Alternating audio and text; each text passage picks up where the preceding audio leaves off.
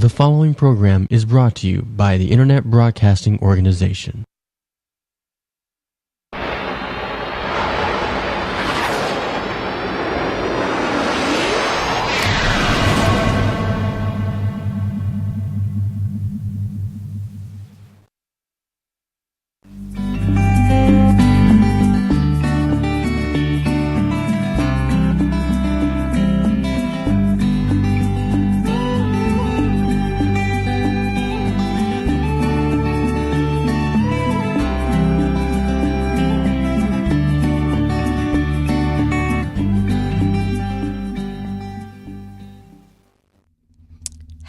Everyone, welcome to Mama J Unlimited from 2 to 3. What time is it? Probably a little after, because that's the normal divine timing of everything in my world.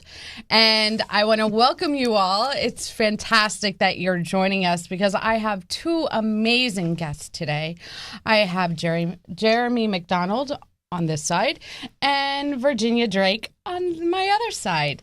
And these two wonderful souls are just truly full of wonderful energy.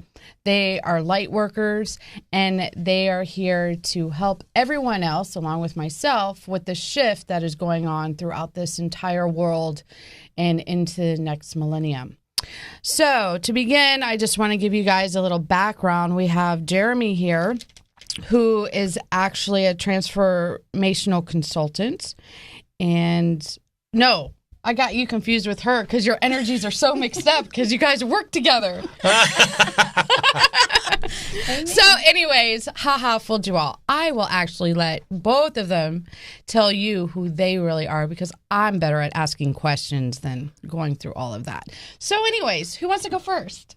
Go, Jeremy. I guess I'll go first. Say hello to everybody. Hi, everybody. What's going on? My name is Jeremy McDonald. You've written books. I've written a book called Peace Be Still. And you're a coach. A life coach, a spiritual healer, a shamanic healer, whatever you want to refer to it. We'll just keep on. I could go all day if you want me to. We're in the same schools. So, right? An event planner, life person, just a good friend. How about that? Exactly. So. And a show host yourself. Oh yeah. I forgot about that. Talk. Soul Talk Radio. I forgot about that. Yes, you gotta give yourself a plug shameless for that plugs. One. And Miss Virginia Drake, how are you, dear? I am absolutely very fantastic. I just came in from Monday from Kentucky. Oh, have you been to Mammoth Cave? Yes, I have. I love that cave. Oh, that is a beautiful cave, and it's a beautiful area, Kentucky. And I mean, I love Kentucky, but boy, was it cold. Yes. And I'm so glad to be in Florida. Oh, yeah, you can defrost now. Yes, literally.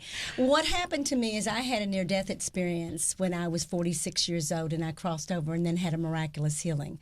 And wow. It made me, but I've been like this all my life. My mother was like the way I am, and she wouldn't let me tell anybody. Yeah, they want to keep it hush-hush. Yeah, well, she said they'll take you out in a straitjacket. They did take my father out in a straitjacket. Really? Yes, he was sick. So I had a lot of visuals about what that was like. So I did keep it, and I followed the rule of man, and I got a teaching degree. I'm a social worker and a master's teacher. Mm-hmm. But after the heart attack, it made me go into, and this is what I am, is a transformational consultant.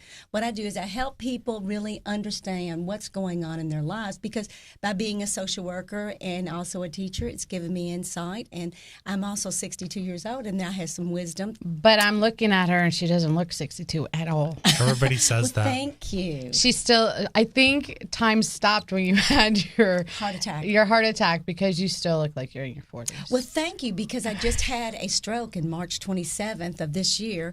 Oh, and my. I walked through it. I had one of my clients and friends, her name is Being Grace. Isn't that lovely? Being Grace. Being Grace. And she sat and watched me go through that, and I made the choice to go on and go. And it was very, very painful. It was like a bolt of lightning that came through my head.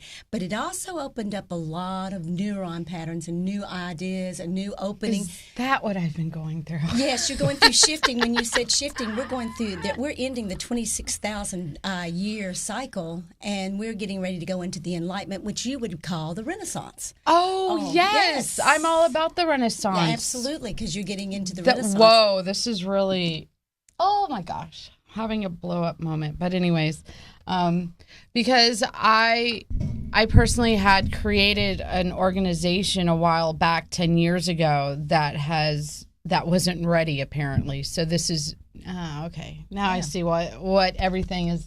Yeah, they weren't synchronicity. ready. Yeah. They weren't Now ready. I see what's happening now.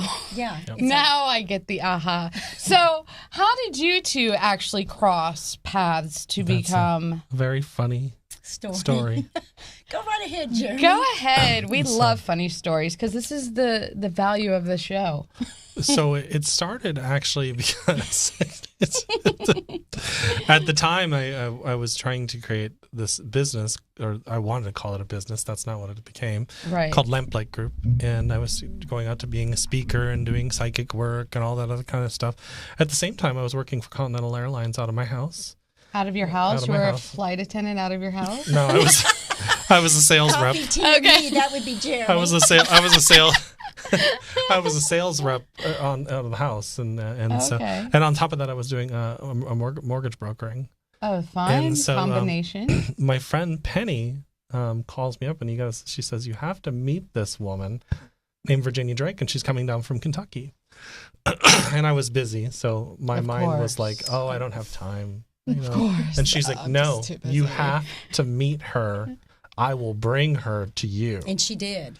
And, Wow. and so it's Talk about special delivery. special delivery, and it was funny because in a message I had gotten, I didn't have a lot of live teachers in this world. They were usually on the other side. Typically, I mean, I had a few that came in here and there, but I didn't really have, and I'm vastly stubborn. And Really? So am I. So I think that's the Pisces trait. Yeah. And so she came in. I got the message that a quantum healer was going to come in and teach me Oh, beautiful. quantum healing, and so sorry, popping. Yes. And so anyways, we go. She comes in and meets, and I don't know if I actually said it, but my attitude was I'm the greatest psychic in the Tampa Bay area. It was. And It was. and He was arrogant. and Ego. ego. Really ego. not caring. Well, I know to look an older woman, you didn't think it was like a lot of worth it. And not to toot my own horn, I was pretty good. Yes, you were. So, but the point. I don't know yet. I'm going to tell you what happened is that during that time frame, probably about a year beforehand, the universe had basically kicked me off of a cliff. Oh, you and, too? and yelled, "Are you listening?" Mm-hmm. And so I remember that one. She steps in a year and a half later, and she's there to show me basically everything I already understood. Right. You know, I had studied all this for many, many years. And Right. honestly, it's not about being a psychic or a healer or anything No, like that. it's your innate abilities. And then it's really just understanding who you are. Exactly. And accepting who you are. Mm-hmm. And so, and we just built a friendship over it now, going pretty close to 7 years. Mm-hmm. And part of so that in a- 7-year cycle. Yes. and so it actually started off where I would barely call her. I would email her, and she'd respond back with "call me," because she won't let you just get away with emailing her. Oh, that's Or fantastic. You're a real person that likes to communicate. Yes, I Right. do. And, Because you get so much more through those communications. Well, and people try to Exactly. hide. Or a text, and I don't text. Oh, So love to- her already. Yeah. Yeah. Loved her when I walked in the door. So yeah, well, that's what happens. People try to hide behind the text messages. Oh, for And sure. So, and I she do wouldn't let me do sometimes. that. And so finally, she came and she said one time we were doing something. She goes, "You need to start calling me more." And in my mind, I just thought she was so busy. Oh, thought she you was- created that. Yeah, she was a to Doreen create Virtue. She was a the- Wayne Dyer. And there's no way That she would have time for She'd have you. time for me. And That was your protection. it was my own. And so now I've gone through the similar experience with students of mine. They don't call me. I'm like, "Why didn't you call me?" "Well, you're just so busy." I'm like, I carry around a cell phone for a reason, and all my phone numbers come into the same phone. Right, right. And they're like, "Oh," I was like, "Call me. It's okay. It's all right." Are you saying I can call you? Yeah, you can. Call me, maybe. Call me, maybe. That video is hysterical when she falls off that car. So, have you seen that video? I've seen it. Okay. So, yeah. off subject. But yeah, so that's how we met. And, and it's interesting. You being and then, arrogant, her being the Doreen Virtue and the Wayne Dryer. well, in my mind at least. And you projecting that she was way too busy to even call and talk to you. So, and then we've developed a friendship over that. And it's funny, the person that brought us together stopped talking to her and I for a while, and now we're all friends again. Yes. Oh, well, so that kind of happens. Sometimes people need to create their own space to get over their own jealousies or envies or whatever going on with inside of them. And if they don't want to intrude on what was culminating between you two, they cared enough to just take a step back to have that sacred space for you both. Frequency is what I call it. Frequencies changed. Is that blocking? No. Is it blocking her? Oh, yeah, it was just driving me crazy. Oh. What's driving you crazy? Your own mind? this would look like she'd lean back and I can't see her. See, like this. Oh. That's okay. No. I don't think she's blocked. Is she being blocked at all? We're just having these randomness going on. But it's okay. It's all in divine order. I mean, she can move it if she liked, as long as it's, Do you feel Better? Is that better? Or that is works. this better? I'm fine. I don't hesitate. technical difficulties every now and then? It's part of life and a big deal. But at any rate, so now that you two are in cohorts with each other, you're taking on the world in your own ways, conquering. Not conquering. You're not conquering. I was going to say, I don't war anymore. Yeah, I'm at peace. I'm at peace every day of my life. We're not at war with... My war's ended. Everybody else is at war within themselves, and we're here to be the peacemakers to help them see... Oh, you're so on the same page. The same way. Yeah, that they too can find the peace within, and they do not have to be going out of their minds like... We all once did. Well, you right? could. Well, that craziness. That Right. crazy. You could go out of your mind. It's just your choice. Right. Or you can go out of your mind to the universe, and that's a whole different ball game. So, yeah. Oh, I've been told lately I'm too much in another world. Well, my soul came and got me, literally, and said it's time to come home. And I'm thinking, I don't want to go back there. But it meant coming home within me. Right. Into myself. Right. And learning about who I was. Well, and yeah, taking my mask off. You want to fly all the time and be way out here. Right. And the truth is that when you're really out here, it's actually in here. Yes. And so there's it's the reflection. Yes. It's the mirror effect of so what is above, it is below. Exactly. You got it. So, And when you're really, really in, you're really, really out. Right. So I really, really have always been out, and everybody else is finally realizing I'm actually in.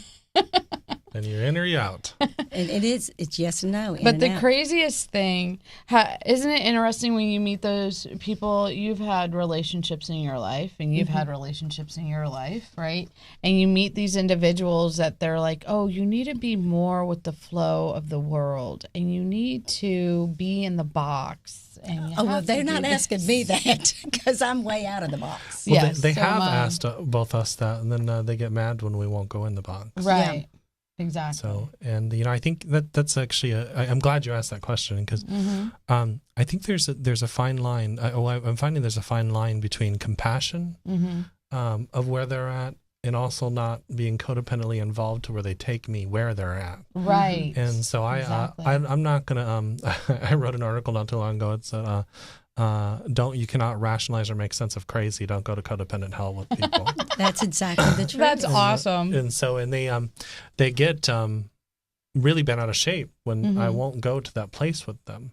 Right. And I know she's experienced it, and I know you've experienced it. Oh, yeah. And so, I just had that recently happen, and just because I was speaking my truth. Now, people think truth is about, yelling at people. It has zero to do with yelling at people. It just says... It's being authentic and wholehearted within yourself. Right. And just stating who you actually are despite what they think you should be for them. Yeah.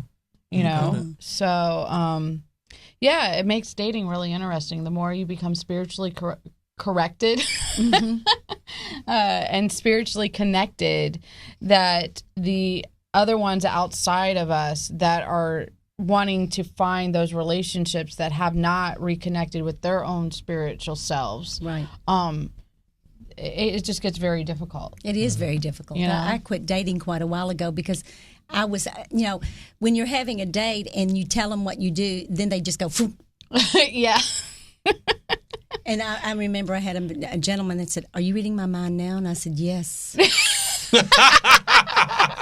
So, and then he breaks out in a sweat. And what it is because he knows now that I'm going to be watching what it's not hard to read a mind. All you do is read their face. Right. It's not like you're something really special. It's like, yeah, I think I get you. Well, here's the kicker: if they were honest with themselves in the first place, they wouldn't care if you were reading their mind in the first place. Well, that's exactly. They're doing something against themselves when they're asking all of that. And you can tell it on their face. And so my thing I've had with dating is that I go out on these dates, and then they're somewhere along the lines that they try to control me at some level. It may not be outwardly, it may not seem like it because it's very deceptive in some ways. Right, the passive-aggressive approach.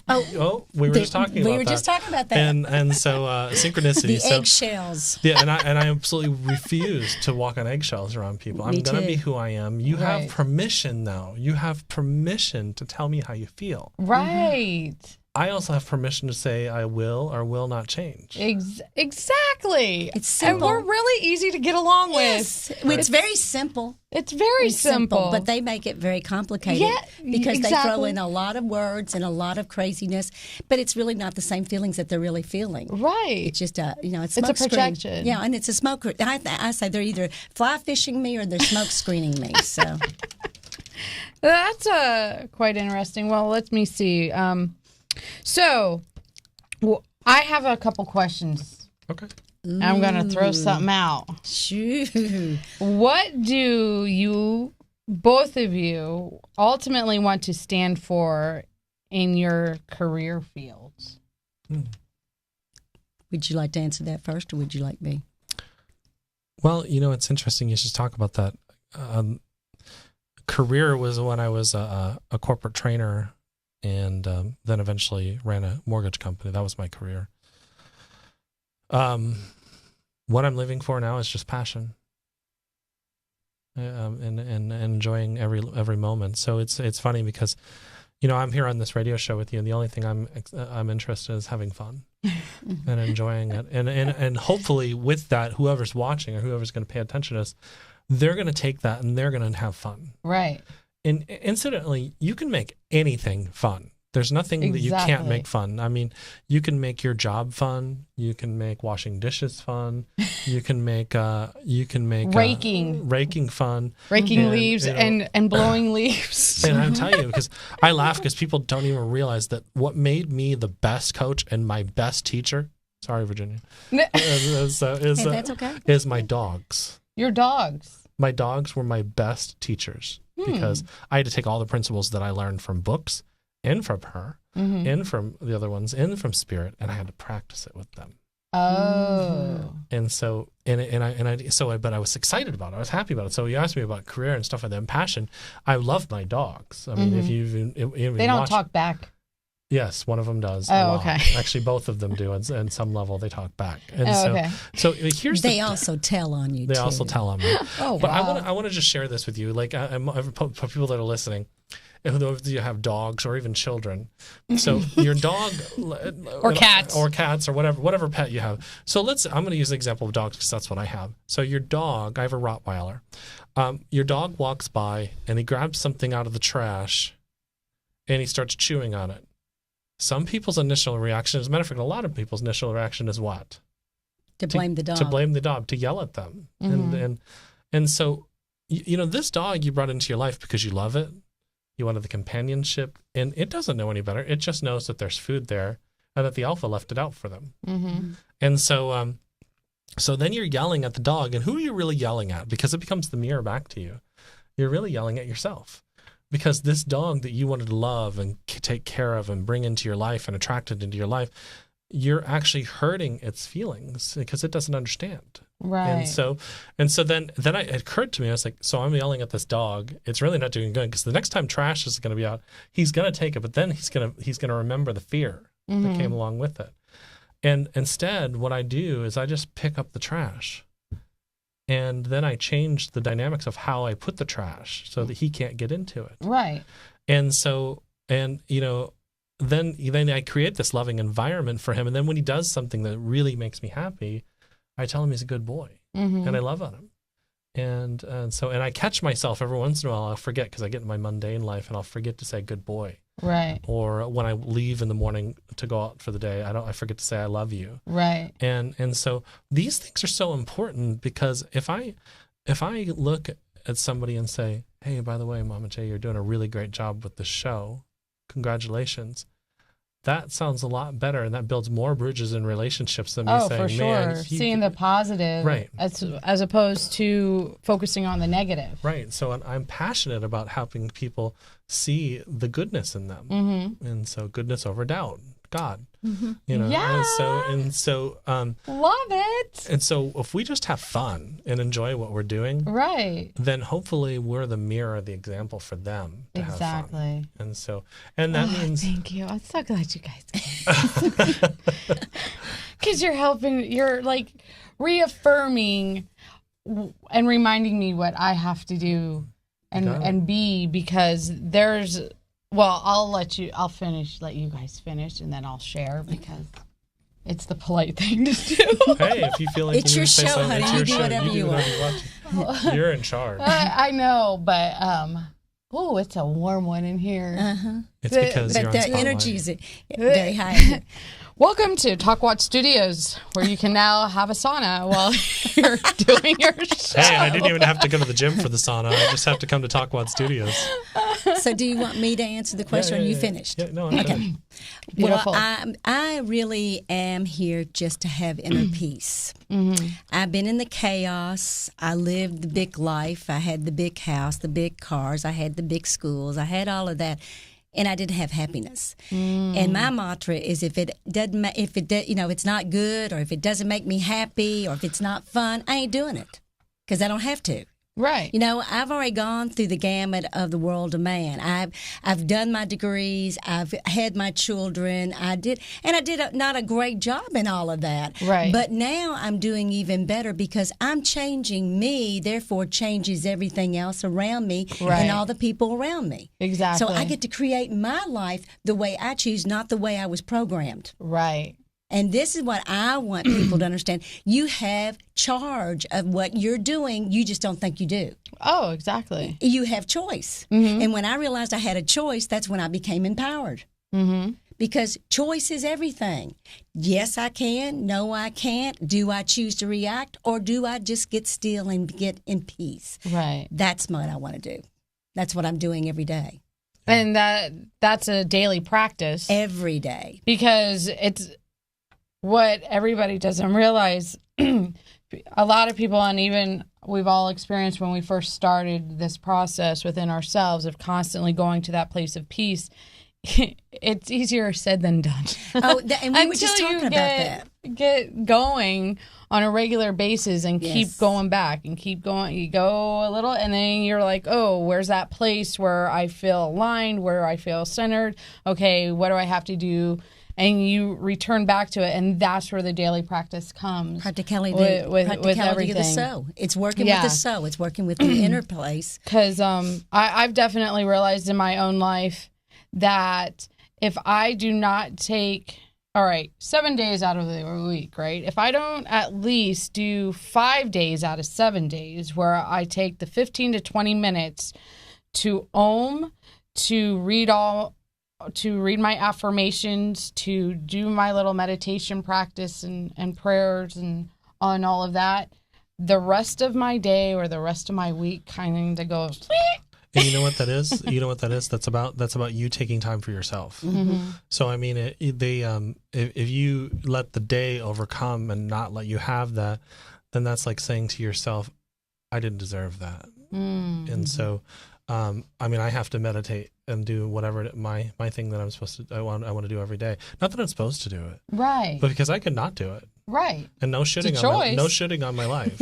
And so, but this is something for me. It clears my mind. It lets me process. It lets me relax. And I'll tell you what, I experiment with that every once in a while to see, and I'll let myself not do it for a few days, and then my energy will be like, yes. And it's because you're caught up in everyday life. Yes. And there's not a person in this room that doesn't experience life. And so if we don't take that time for ourselves to relax, and I know some people are out there saying, but I'm so busy, I don't have time make the time. You have to make the time. And it's like everything else in life. If you don't make the time for your children or your dogs, and especially for you, your relationship to everything else is not going to work out to the fullest potential. And that's soul work, because when you're making time for yourself, you're making time for your divineness. Right. And we're all divine. We all have it. And there will be people out there and they'll say, oh, I don't think so. And, oh, yes, you are. Yes. That's why you came here. Even though you're a little cray-cray, Yes. you are divine. Well, and your tree of life was exactly what it's meant to be, to ascend down and root in so you can ascend up to root out into the universe and really be in balance of both. And it, when you said, the yin and the yang, or the, dark and light, this is where I see the yin and the yang now. It's that fine line between the two is where we want to go. That oneness. Exactly. Because we are yin and we are yang and we are dark and we It's are all light. about balance. Yes. That was my word for today. I woke up and it came to my mind, and I posted on Facebook. Balance. That's all. And that's all it is. That's all it is. And if finding you're that off balance. of that, then you need to learn to get back into balance. It's a practice. It's learning to surf. Yes, which I've never done. Always wanted to, and Then do it. Yeah. Do it. Do it. But do it out in the universe. Universe, you can surf, and so you can surf inside. right. It's really a nice ride. Of And you're course not it under is. the wave. You're on it. 'Cause And most then people you're- spend then you're most of their time walking- on it. Then you're walking on water. That's exactly. You're in it. That's cosmic water. So there's always been those moments, though. I'm so ahead of the wave. Nobody's been Well, that's ready. when you do that. So it's gonna be interesting. But let's see, what else can I throw at you guys? So this is something that we do get caught up on, right? Okay. When you have gotten into where you've gone, career track and everything that you've gone through, had you done it for the money and fulfilling the ego, or have you followed an internal guidance for your spirit and soul when you've reconnected to it? I can answer that very quickly. I followed my inner guidance, because I had a divorce after 30 years, and I was in domestic violence. And if I hadn't have followed my inner guidance, I would have been killed. And it wouldn't have been killed by a physical bullet. It would have been killed by an emotional one. And that's what got me started. Is I started working on domestic violence because of me. And so I started working with women, and I realized there's an energy between that, and it's an angry, and you can stop it simply by saying, stop. Right. Stop the merry-go-round, I want off. And that was my first big speech with a group of lawyers and social workers. And then I started working with my lawyer, who was giving me a divorce, helping me, and I started working with him as a profiler. So this job started creating another job for me, because I could see things. And I started being very honest about what I saw. I could see when people were lying. But I always had that, but you kind of throw that back and you go and depend on your man-made skills. Yes. And so I much rather have my intuitive skills. They're much stronger. They're much easier to deal with. And it's a beautiful experience when you have a flow within your inner self. Exactly. And that's what's going on outside of everybody, out of us, is those people don't know those skills. Right. And see, I'm much better at those skills. I'm really horrible at man-made skills. I'm terrible at man-made world. I mean, I sit on the corner of my couch for 18 hours and I manifest, and they know I do. I don't do anything hard. My mantra, if it's hard, I'm not doing it. Oh, Make it easy. Okay, so I shouldn't feel guilty or feel lazy when I have Absolutely. those moments where I'd Well, rather just sit and think of everything that's coming. And then the question I would ask you is, what makes you think that you're lazy? Yeah. Who told you that? That is, well, I'm observing that inner voice, that little ego Yeah. that has always been the sabotager. Yes. Yes, the beast. The beast. The beast within. And so it's really been popping its head in, and so to be where I'm at now, to sit there and recognize it, so I'm not totally having a conniption fit and I'm not totally having breakdowns and all of that. I'm just like, oh, okay. Welcome. This is what it is. All right. Well, let's see what I have to do next to overcome this. And You know, it's a very interesting thing, and it's really funny when people are starting to say to me, "Being around you is like being at a spa." Yeah, like, how really? nice. Well, can I add on to that too? Because that inner voice, that beast, or that sabotager voice, I like that word. How you did that is that that was programmed by the influence of the outside world and our perception of what the outside world thinks we should do, or what we think we should do in comparison to the outside world. So we're literally measuring ourselves always on this falsehood. And maybe somebody told us that we were lazy, or maybe somebody told us we shouldn't do this. Or everybody's always got a judgment. Oh, yes, and so for sure. For sure. You know, people have made judgments about me, you know, that I'm arrogant and everything else. And you know what that kind of runs with the Pisces. Right. You know what my response to that is? I have that too. I've been accused of that. You know what your response is to that? Yes, I am. Thank you, and, you know, for noticing. And then I say, we all are a little bit arrogant, aren't we? Yeah. And because the truth is that we want to love that aspect of ourselves just as much as we want to look at it and then talk to it. Because what that arrogant side of ourselves wants, it wants to be loved. And it's lashing out, or it's a defense mechanism. It's a defense mechanism. So all of us have a defense mechanism. If you really look at Freudian ideas of the ego was meant to guide us through this physical life. Right, and it wasn't meant to edge God out. No. It was meant to, a healthy ego knows the difference. And so what are we doing? We're trying to calm that inner beast, that inner child, that lizard, that reptilian, that Watiko, and you know, the Archon energy, and our Archon energy, as Laura put it. Yeah. Yes. And so when we calm that energy, then it starts to work and flow with this. So then people can say things to us, and we might ponder it for a second and go, what was that all about? We're not going to get upset.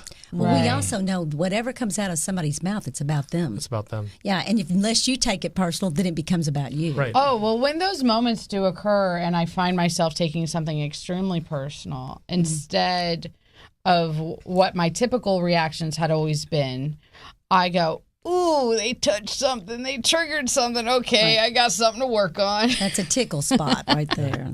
More like a jab. Yeah. Well, and it can be a jab. It can be a jab, but once you get into it and you really understand it, it's like you get almost tickled by the whole thing. Is like, oh, I still got that. Right, but it's not nearly as intense as it used to be. It used to be horrible because you were going to be resistant of it. Right. And I had a Jesus experience after I had my first heart attack, and he literally came in and he said, welcome everything in. And he's exactly right. You know, that's the consciousness of Jesus. It was what it was. It was like he showed me, he put his hands out and he said, that's resistance. That's not allowing anything. And then he dropped it down. And he said, now welcome it in. And I thought, that's flow. So you're not resisting something. You're allowing it to flow in so you can learn from it. Right. And that was easiest because that's what it was. Welcome everything in. No matter what it looks like. No matter what. Well, and you can take that same powerful. That's very powerful, and then you can take the same energy too, and you can do this, and you can say, whoever's listening, or any of us, I want you to think about somebody that has upset you in the past, and then I want you to visualize them in front of you, and like Chris is pointing into here is you can point towards that person and say, I'm really upset with you, and I want you to feel the energy. And you're going to feel an energy of resistance, but you can also say, I am that. I am. And then you can feel the energy changing. Because when you're pointing out, the energy is literally just going out, but it's not flowing back in. Really? So remember, I'll have to try that sometime. Well, and I want you to think about this because think of witchcraft too, because this is a wand. Oh. Remember, a wand is meant to be directional and point energy. So they've got us pointing fingers, and that's why they always say don't point fingers, right? Because you are when you speak your words, when you are speaking your words and you're pointing, you're definitely focusing that energy, right? Yeah. Well, dang, I'm gonna use I love Disney, you and you and you. Think about what happens at Disney. They tell you their employees are not allowed to point. They have to do this. Or two fingers, because I used to work for Disney. Well, that was fun. And then think about language too. Spelling is spellcraft. Because remember, we write in a book of shadows, or in a Bible or whatever scrolls, we start to write, and those words become intentions. That's and true. so what is spellcraft but intentions? So when you use words where you're like, screw you or whatever that, you're creating right then. Oh, there's this wonderful book called Angel Words that Doreen Virtue has written, and I started reading little bits of it and stuff, and I started to pay attention to my words. So They're very powerful. Words they are powerful. really, really and are you powerful. don't even realize how powerful. And even the way you speak of yourself, like, we have always been our worst enemies because of our society and everything else.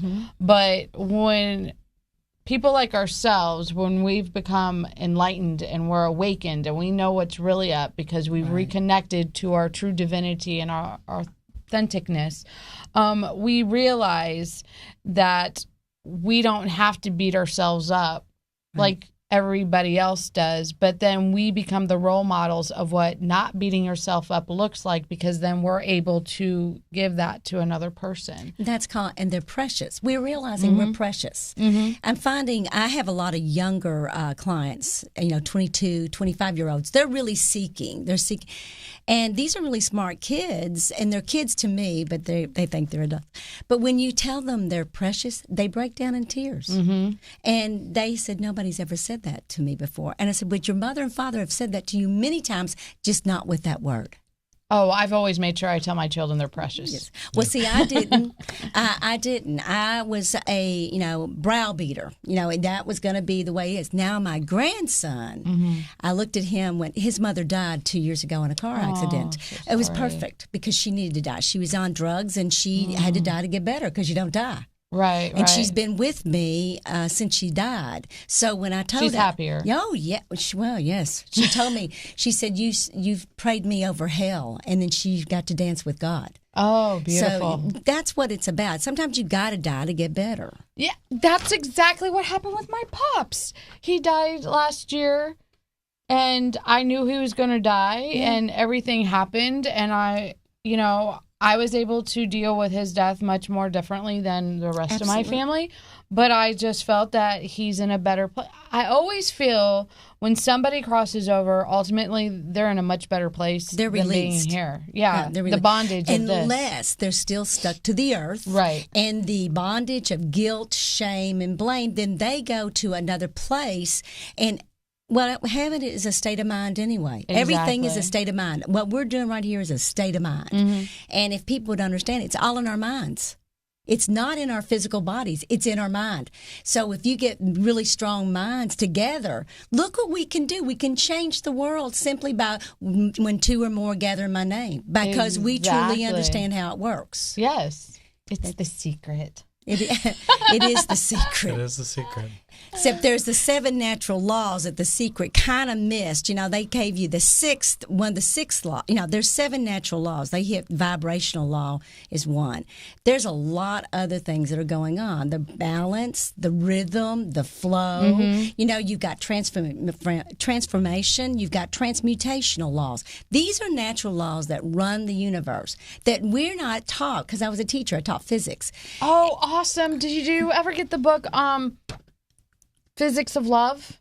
I have heard of that book. That book is by Keeley and Edgar Casey and all of those guys from the 1800s. Right, because 1900s. well, those are the ones, the healers. Those are the healers that understand that even better, because Florence Scovel Shinn, Catherine Ponder, Ernest Holmes, those are the people that have not been tainted for what they do. Because a lot of this has been watered down. What we read now has been really watered down by everybody else's ideas. Right. So what you want is you to come forward, or that gift to come back in, and you can't be tainted by anything. Absolutely. Tainted or stained. Well, everybody, we're getting close to the end, and I wanted you all to know that you can go to Virginia Drake's website at www.revisions.us.